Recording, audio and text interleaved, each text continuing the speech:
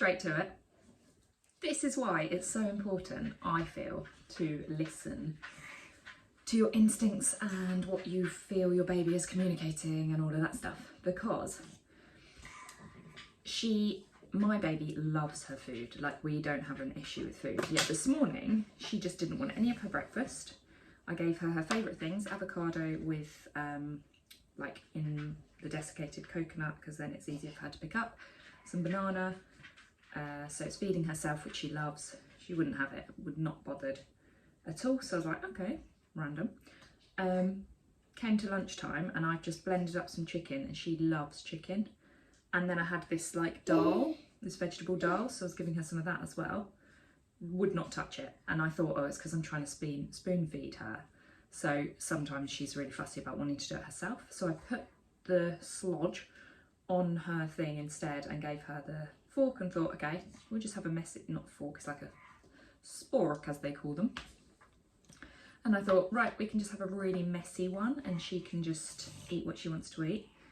And she was just doing that, which is like, no, not wanting it, done, you know. And I thought, that's weird. So I thought, right, put it there, leave her to it. And like, because she was only doing the no when she thought there was pressure of me trying to make her eat. And yeah, I just got on with some other stuff feeding the dog, and suddenly she was doing all her poo faces, and I wasn't expecting her to poo today because she's been pooing like once or twice a week, but it's been weirdly like a Tuesday and a Thursday, and she'd done one Tuesday, nothing yesterday, but I wasn't kind of expecting something to come because I was like, okay, it might just be that she was just doing one because she did quite a big one. And then yeah, she was just doing all the faces. I could tell she was pooing. And I was like, if I'd been like frustrated and like, no, you should be eating, and forcing the food in and everything else, yes, we would have got to the same thing. She would have pooed and everything. But how much nicer for her to know I'll listen and trust that she knows what she needs and is comfortable. And, you know, then things just make sense. And then we went off, cleaned her up. She actually did a lot of poo. So when I can see that she's starting pooing, I don't leave her to it. I actually get her nappy undone. And I sit there, and I don't know if anyone else does this, because I don't look things up, I just go with my instinct. But I sit there and I do the pushing with her, so I go like, and I do all them kind of push feelings and really exaggerate my facial expressions, so she knows what I'm doing. It's like, oh yeah, give it a good push. And yeah, you pushed it out, didn't you, you clever girl? It's funny talking about poo, isn't it? And then, yeah, she did, the weird thing was she did quite a lot, and then I thought, right, she's done. And then I was cleaning her up and I took the nappy away from underneath her, and then suddenly she just did another load onto the mat. So luckily we've got a workable mat, thank goodness again for my Totter and Tumble mat. Love them, can't recommend it more. I'm going to do a video on that actually. So yeah, it was interesting, wasn't it? Yeah. Oh, you're feeding mummy. Thank you, baby girl. That looks so tasty. Thank you. Thank you so much. Oh gosh, are we getting to that stage where I have to accept the really gross food because she wants to be nice and feed me? Honestly, I'm going to show you this mess in a minute. I've just let her get really messy because I thought, do you know what, we'll have a bath anyway. The only thing is, she's wearing this lovely knitted baby grow. That's the first time she's wearing it. It's one of them ones where you look and you think, God, that's huge. Like, when am I going to have a baby that fits that? And now she fits it. But I just did a wool wash, so it's quite annoying because it's literally getting filthy. What I do now is I hand wash her stuff straight away and then put it in the wash.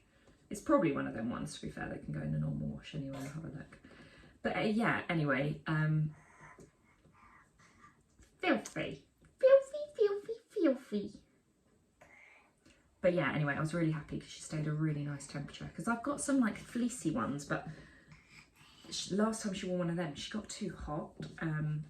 So I don't want to risk her wearing that in bed. Plus, I don't like things that go staticky. So I'd love her to be in all natural fibres, but we have everything secondhand, so some of it's not, and there's lots of lovely clothes. It's not, you know, a necessity, it's just a nicety, isn't it? For now anyway, until I get really strict on all that stuff, but you can't do everything. And you can't worry about everything because, oh, lovely burp, because our energy is just as important as, you know, worrying about toxins and all the things in the environment that are bad for us. If we do all that and then we sit and worry and unhappiness, that's going to be just as bad for our health. Like, I heard about this study, which literally makes perfect sense with that, which was these guinea pigs, and they had like 2 groups, and they were meant to, like, they should have shown the same results because they were both being given this like high cholesterol food. Someone told me this at a baby group. But one of the groups, the guinea pigs weren't having the high cholesterol, and so it was like, how? Because we're giving them like the toxic food to give them that or whatever. I know it's horrible, I hate animal testing, but the story is interesting.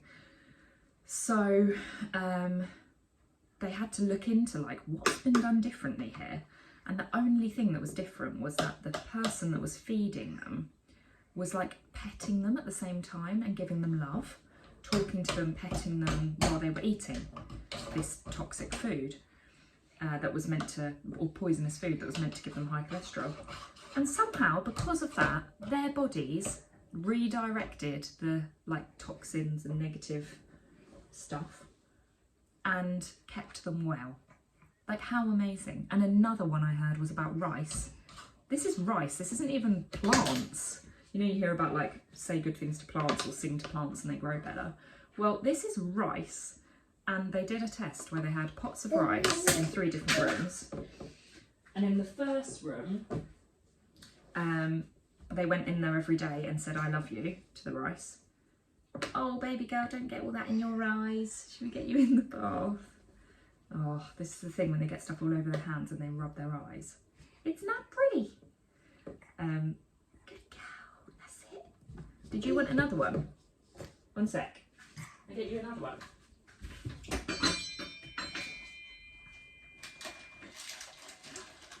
Yeah.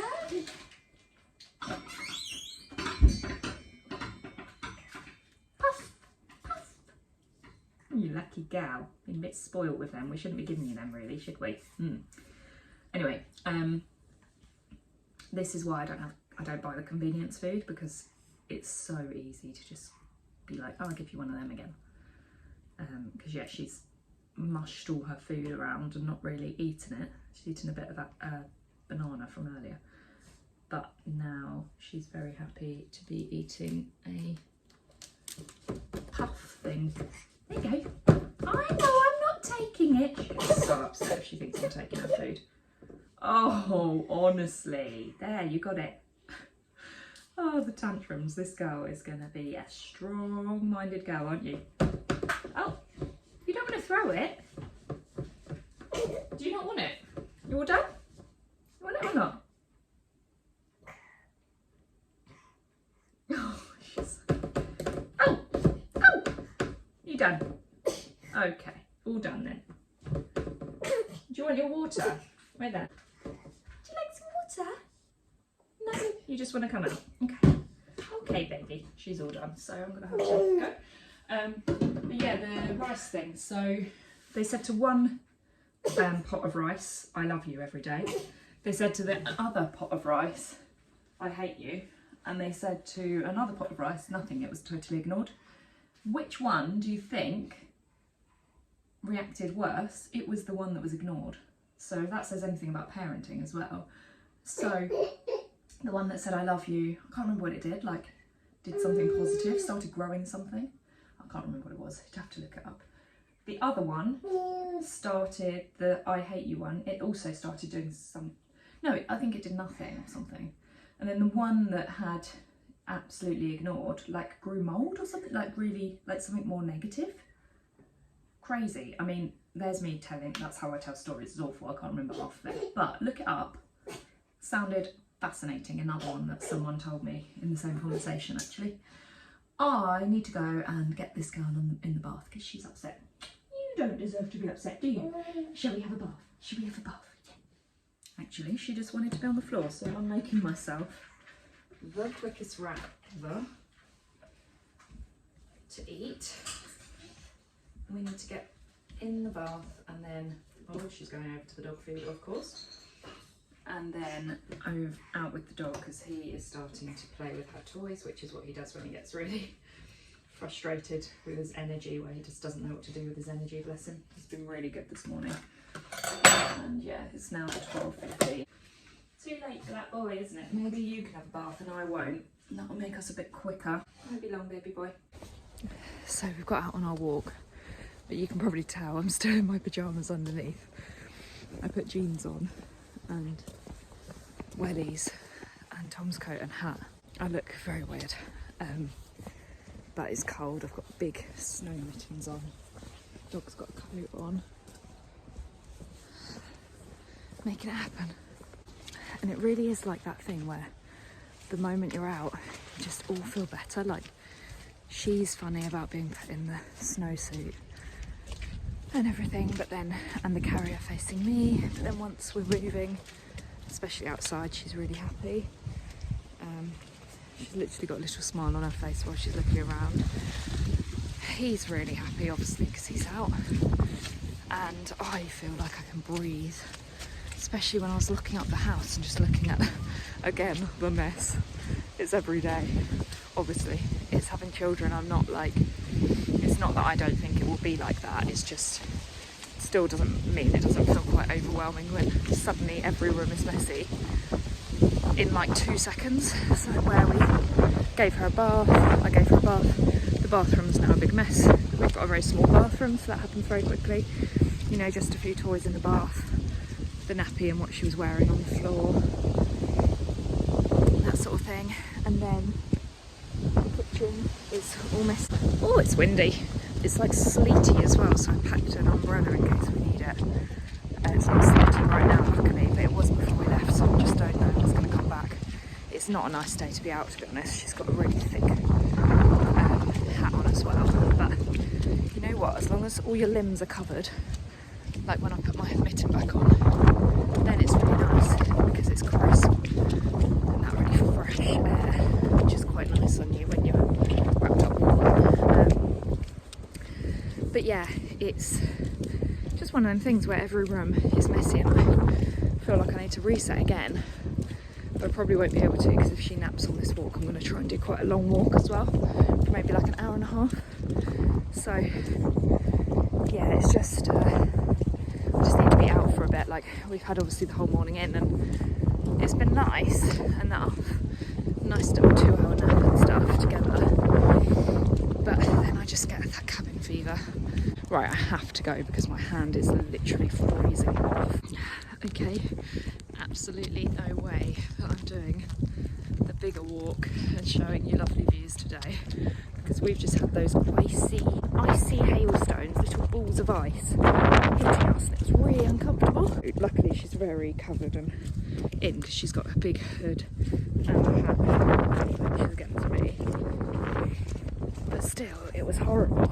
And so yeah, I'm going to avoid that. I'm not going to be doing the biggest walk I can today because that was very uncomfortable, and even though she's lovely and warm and fast asleep, I don't know if it's cold because obviously I'm moving and she's not, so yeah, I'm going to keep it a bit shorter, just the normal kind of length. A little bit muddy.